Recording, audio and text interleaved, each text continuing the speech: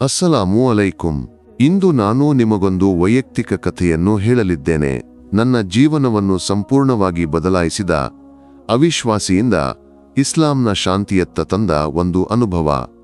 ಒಂದು ಭಯಾನಕ ರಾತ್ರಿ, ಅನಿರೀಕ್ಷಿತ ಪ್ರಾರ್ಥನೆ ಮತ್ತು ಒಂದು ಹೊಸ ಜೀವನ. ಕೇಳಲು ಸಿದ್ಧರಿದ್ದೀರಾ? ಬನ್ನಿ, ಕಥೆಯನ್ನು ಪ್ರಾರಂಭಿಸೋಣ.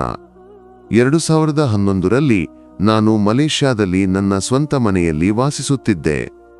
ಒಂದು ದಿನ ನನ್ನ ಹೊಸ ಮನೆಯ ಹೌಸ್ ವಾರ್ಮಿಂಗ್ ಪಾರ್ಟಿಗೆ ಕೆನಡಾದಿಂದ ಒಬ್ಬ ಸ್ನೇಹಿತ ಬಂದಿದ್ದ. ನಾವೆಲ್ಲರೂ ಆಘೋಷದ ತೊಡಗಿಸಿಕೊಂಡಿದ್ದೆವು. ನಾನು ಮೇಲೆ ಸ್ನೇಹಿತರಿಗೆ ಮನೆಯನ್ನು ತೋರಿಸುತ್ತಿದ್ದಾಗ ನನ್ನ ಆತ್ಮೀಯ ಸ್ನೇಹಿತೆ ಮತ್ತು ನನ್ನ ನಾಯಿ ಕೆಳಗೆ ಇದ್ದರು. ಇದ್ದಕ್ಕಿದ್ದಂತೆ ಒಂದು ಗಟ್ಟಿಯಾದ ಶಬ್ದ. ನನ್ನ ನಾಯಿ ಕೂಗಿತು. ಮೊದಲಿಗೆ ಅವಳು ಏನಾದರೂ ಒಡೆದಿರಬಹುದೆಂದು ಭಾವಿಸಿದೆ, ಏಕೆಂದರೆ ಅವಳು ಸ್ವಲ್ಪ ತುಂಟಗೊಂಗುರ. ಆದರೆ ಕೆಳಗೆ ತಲುಪಿದಾಗ ನನ್ನ ಸ್ನೇಹಿತೆಯ ಮುಖ ಬಿಡಿಚಿಕೊಂಡಿತ್ತು. ಆಘಾತವು ಆ ಮುಖದಲ್ಲಿ ಕಾಣಿಸಿತು. ನಾನು ಕೇಳಿದೆ, ಏನಾಯಿತು? ಅವಳು ಹೇಳಿದಳು, ನಿನ್ನ ನಾಯಿ ಗಾಜಿನ ಸ್ಲೈಡಿಂಗ್ ಬಾಗಿಲಿನ ಬಳಿಗೆ ನಡೆಯುತ್ತಿದ್ದಾಗ ಆ ಬಾಗಿಲು ತಾನಾಗಿಯೇ ಬ್ಯಾಂಗ್ ಎಂದು ಮುಚ್ಚಿಕೊಂಡಿತು. ನಾವಿಬ್ಬರೂ ಭಯಭೀತರಾದೆವು. ನಾವು ತಕ್ಷಣ ಮನೆಯನ್ನು ಬೀಗ ಹಾಕಿ ಹೊರಗೆ ಹೋದೆವು. ಕೆಲವು ಸಮಯದ ನಂತರ ಮರಳಿದಾಗ ಆ ಘಟನೆಯನ್ನು ಸುಮಾರು ಮರೆತಿದ್ದೆವು. ನನ್ನ ಸ್ನೇಹಿತೆ ಕೆನಡಾಕ್ಕೆ ಮರಳಿದಳು. ನಾನು ಮನೆಯಲ್ಲಿ ಮುಂದುವರೆದೆ. ಆದರೆ ಅದಾದ ನಂತರ ಮನೆಯಲ್ಲಿ ವಿಚಿತ್ರವಾದ ವಿಷಯಗಳು ಆರಂಭವಾದವು. ನಾನು ಇಟ್ಟಿದ್ದ ವಸ್ತುಗಳು ಬೇರೆಡೆ ಕಾಣಿಸುತ್ತಿದ್ದವು. ಓ, ನಾನೇ ಮರೆತಿರಬೇಕು ಎಂದು ಭಾವಿಸಿದೆ. ಕೆಲವೊಮ್ಮೆ ಕೋಣೆಯಲ್ಲಿ ಏನೋ ಬೀಳುವ ಶಬ್ದ ಕೇಳಿಸುತ್ತಿತ್ತು, ಆದರೆ ಏನೂ ಬದಲಾಗಿರಲಿಲ್ಲ.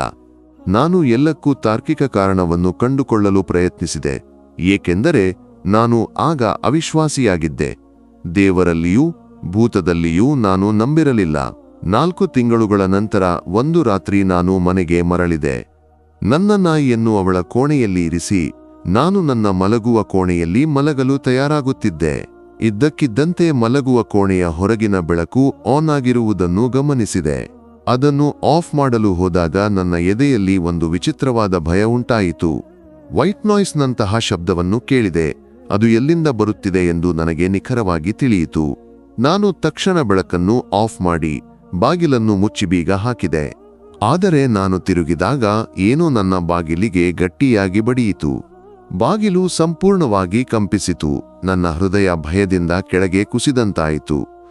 ನಾನು ಹಿಂದೆ ಹಲವಾರು ಭಯಾನಕ ಸನ್ನಿವೇಶಗಳನ್ನು ಎದುರಿಸಿದ್ದೆ, ಆದರೆ ಎಂದಿಗೂ ದೇವರ ಬಳಿ ಸಹಾಯ ಕೇಳಿರಲಿಲ್ಲ, ಏಕೆಂದರೆ ನಾನು ದೇವರಲ್ಲಿ ನಂಬಿರಲಿಲ್ಲ.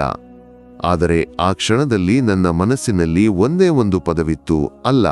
ನನ್ನ ತರ್ಕಕ್ಕೆ ವಿರುದ್ಧವಾಗಿ ನಾನು ಮನಸ್ಸಿನಲ್ಲಿ ಹೇಳಿದೆ, ಅಲ್ಲ, ನೀನು ಇದ್ದರೆ ನನ್ನನ್ನು ರಕ್ಷಿಸು, ಏಕೆಂದರೆ ಇದೇನೆಂದು ಅಥವಾ ಇದಕ್ಕೆ ನನ್ನಿಂದ ಏನು ಬೇಕೆಂದು ನನಗೆ ತಿಳಿದಿಲ್ಲ. ನಾನು ಹಾಸಿಗೆಯಲ್ಲಿ ಮಲಗಿದೆ. ಲ್ಯಾಪ್ಟಾಪ್ನಲ್ಲಿ ಏನನ್ನೋ ಆಡಿಸಿದೆ. ಈ ಭಯದಲ್ಲಿ ಮಲಗಲು ಗಂಟೆಗಟ್ಟಲೆ ಬೇಕಾಗುತ್ತದೆ ಎಂದು ಭಾವಿಸಿದೆ. ಆದರೆ 5 ನಿಮಿಷಗಳಲ್ಲಿ ನಾನು ನಿದ್ರೆಗೆ ಜಾರಿದೆ. ಮರುದಿನ ಬೆಳಿಗ್ಗೆ ನಾನು ತಾರ್ಕಿಕ ಮನುಷ್ಯನಾಗಿದ್ದರಿಂದ ಏನಾಯಿತು ಎಂದು ಯೋಚಿಸಿದೆ. ಹಾಸಿಗೆಯ ಪಕ್ಕದಲ್ಲಿ ಕುಳಿತು ನನ್ನ ಮನಸ್ಸನ್ನು ತೆರೆದು ಸಂಭಾಷಣೆ ನಡೆಸಿದೆ. ನಾನು ಹೇಳಿದೆ, ಅಲ್ಲ, ನಾನು 21 ವರ್ಷದ ಅವಿಶ್ವಾಸಿ. ನಾನು ಮುಸ್ಲಿಂ ಆಗಬೇಕೆಂದು ನಿನ್ನ ಇಚ್ಛೆಯಾದರೆ ನನ್ನನ್ನು ನಿನ್ನ ಮಾರ್ಗಕ್ಕೆ ಕೊಂಡೊಯ್ಯಿ, ಏಕೆಂದರೆ ನನಗೆ ಒಬ್ಬಂಟಿಯಾಗಿ ಆ ಮಾರ್ಗವನ್ನು ಎಂದಿಗೂ ಕಂಡುಕೊಳ್ಳಲಾಗದು. ಅದಾದ ನಂತರ ಇಸ್ಲಾಂ ಬಗ್ಗೆ ತಿಳಿದುಕೊಳ್ಳಲು ತೀವ್ರವಾದ ಕುತೂಹಲ ಉಂಟಾಯಿತು. ನಾನು ಜನರನ್ನು ಕೇಳಿದೆ, ಅಲ್ಲ ಏನನ್ನು ಬೋಧಿಸುತ್ತಾನೆ? ನಿನ್ನ ಪ್ರಾರ್ಥನೆ ಯಾಕೆ? ನಿನಗೆ ಏನು ಭಯ? ನಾನು ಇಸ್ಲಾಂನು ನನ್ನ ಜೀವನದಲ್ಲಿ ಬೀಟಾ ಟೆಸ್ಟ್ ಮಾಡಿದೆ. ಉದಾಹರಣೆಗೆ, ಅಲ್ಲಾಹ್ ಕ್ಷಮೆಯನ್ನು ಬೋಧಿಸುತ್ತಾನೆ ಎಂದಾಗ ಟ್ರಾಫಿಕ್ ಜಾಮ್ನಲ್ಲಿ ಕ್ಷಮೆಯನ್ನು ಪರೀಕ್ಷಿಸಿದೆ. ನನ್ನ ಮನಸ್ಸು ಶಾಂತವಾಯಿತು, ಪರಿಸ್ಥಿತಿ ಸುಧಾರಿಸಿತು. ನನ್ನ ಜೀವನದಲ್ಲಿ ಧನಾತ್ಮಕ ಬದಲಾವಣೆಯನ್ನು ಅನುಭವಿಸಿದೆ. ಕೆಲವು ತಿಂಗಳ ನಂತರ ನಾನು ಫ್ರಾನ್ಸ್ಗೆ ಕೆಲಸಕ್ಕಾಗಿ ಹೋದೆ. ಅಲ್ಲಿ ಮುಸ್ಲಿಂ ಆಗಲು ನಿರ್ಧರಿಸುವ ಮೊದಲೇ ನಾನು ಮದ್ಯಪಾನವನ್ನು ಬಿಟ್ಟೆ. ಇವೆಲ್ಲವೂ ಅಲ್ಲಾ ನನ್ನ ಜೀವನದಲ್ಲಿ ಇಟ್ಟ ಚಿಕ್ಕ ಹೆಜ್ಜೆಗಳೆಂದು ನಾನು ನಂಬುತ್ತೇನೆ, ದೊಡ್ಡ ಬದಲಾವಣೆಯನ್ನು ಸುಲಭಗೊಳಿಸಲು. ನಂತರ ರಂಜಾನ್ ಬಂದಿತು. ನನ್ನ ಮುಸ್ಲಿಂ ಸ್ನೇಹಿತರು, ವರ್ಷವಿಡಿಯಷ್ಟು ಮುಸ್ಲಿಂ ಅಲ್ಲದವರು ಸಹ, ರಂಜಾನ್ನಲ್ಲಿ ಎಲ್ಲವನ್ನೂ ಕರಾರುವಾಕ್ಕಾಗಿ ಮಾಡುತ್ತಿದ್ದರು. ನಾನು ಯೋಚಿಸಿದೆ, ಇದು ಮುಸ್ಲಿಂ ಜೀವನವನ್ನು ನಿಜವಾಗಿಯೂ ಅನುಭವಿಸಲು ಸೂಕ್ತ ಸಮಯ. ನಾನು ಏನನ್ನಾದರೂ ಮಾಡಿದರೆ 100% ಮಾಡುತ್ತೇನೆ, ಇಲ್ಲವಾದರೆ ಮಾಡುವುದಿಲ್ಲ. ಆದ್ದರಿಂದ ಪ್ರಾರ್ಥನೆಯನ್ನು ಹೇಗೆ ಮಾಡುವುದೆಂದು ಕಾಗದದಲ್ಲಿ ಮುದ್ರಿಸಿದೆ, ಹಿಜಾಬ್ ಧರಿಸಿದೆ, ಪ್ರತಿದಿನ ಉಪವಾಸ ಮಾಡಿದೆ, ಕುರಾನ್ನ ಒಂದು ಅಧ್ಯಾಯವನ್ನು ಓದಿದೆ. ರಂಜಾನ್ನ ಮಧ್ಯದಲ್ಲಿ ಕುರಾನ್ನ ಅರ್ಧಭಾಗವನ್ನು ಓದಿದಾಗ ನನ್ನ ಮನಸ್ಸಿನಲ್ಲಿ ಒಂದು ಭಾವನೆ ಬಂದಿತು. ನಾಳೆ ನಾನು ಸತ್ತರೆ ಮುಸ್ಲಿಂ ಆಗದೆ ಸಾಯಲು ಇಷ್ಟಪಡುವುದಿಲ್ಲ, ಮುಸ್ಲಿಂ ಆಗದೆ ಸತ್ತರೆ ಜನ್ನತ್ಗೆ ತಲುಪಲಾರೆ ಎಂದು ನಂಬಿದೆ. ಆದ್ದರಿಂದ ಶಹಾದತ್ ತೆಗೆದುಕೊಳ್ಳುವುದು ಹೇಗೆ ಎಂದು ಗೂಗಲ್ ಮಾಡಿದೆ. ಇಶಾ ನಮಾಜ್ನ ನಂತರ ನಾನು ಒಂಟಿಯಾಗಿ ಕುಳಿತು ಇಂಗ್ಲಿಷ್ನಲ್ಲಿ ನನ್ನ ಶಹಾದತ್ ಉಚ್ಚರಿಸಿದೆ. ಆ ದಿನದಿಂದ ನಾನು ಎಂದಿಗೂ ಹಿಂದೆ ತಿರುಗಿ ನೋಡಿಲ್ಲ. ಈಗ ಸುಮಾರು 10 ವರ್ಷಗಳಾಗಿವೆ. ಇಸ್ಲಾಂ ನನ್ನ ಜೀವನದಲ್ಲಿ ದೊಡ್ಡ ಧನಾತ್ಮಕ ಬದಲಾವಣೆಯಾಗಿದೆ. ನನ್ನ ತಾಯಿ ಹೇಳುತ್ತಾರೆ, ನೀನು ಮುಸ್ಲಿಂ ಆಗದಿದ್ದರೆ, ನಿನ್ನ ಜೀವನ ಹೀಗೆ ಆಗಿದ್ದರೆ ನೀನು ಈಗ ಬದುಕಿರಲಿಲ್ಲ. ನನ್ನ ಕುಟುಂಬದೊಂದಿಗಿನ ಸಂಬಂಧ ಬಲವಾಯಿತು, ಏಕೆಂದರೆ ಇಸ್ಲಾಂ ನನಗೆ ಕುಟುಂಬ ಮತ್ತು ಪೋಷಕರಿಗೆ ಗೌರವದ ಮಹತ್ವವನ್ನು ಕಲಿಸಿತು.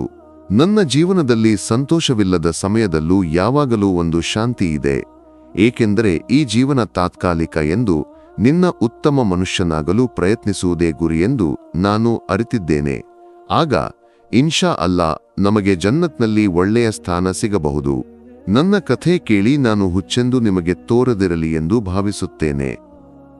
ಇದು ನಿಮಗೆ ಯಾವುದೇ ಸ್ಫೂರ್ತಿ ಅಥವಾ ಪ್ರಯೋಜನವನ್ನು ನೀಡಿದ್ದರೆ ಈ ವಿಡಿಯೋಗೆ ಲೈಕ್ ಮಾಡಿ ಮತ್ತು ಸಬ್ಸ್ಕ್ರೈಬ್ ಮಾಡಲು ಮರೆಯಬೇಡಿ. ಇನ್ನಷ್ಟು ಕಥೆಗಳನ್ನು ಮತ್ತು ಚಿಂತನೆಗಳನ್ನು ನಾನು ನಿಮ್ಮೊಂದಿಗೆ ಹಂಚಿಕೊಳ್ಳುತ್ತೇನೆ. ಕೇಳಿದ್ದಕ್ಕೆ ಧನ್ಯವಾದಗಳು. ಅಲ್ಲಾ ನಿಮ್ಮನ್ನು ಇನ್ನೂ ಮಾರ್ಗ ಕಂಡುಕೊಳ್ಳದವರನ್ನು ಸನ್ಮಾರ್ಗಕ್ಕೆ ಕೊಂಡೊಯ್ಯಲಿ. ಆಮೀನ್.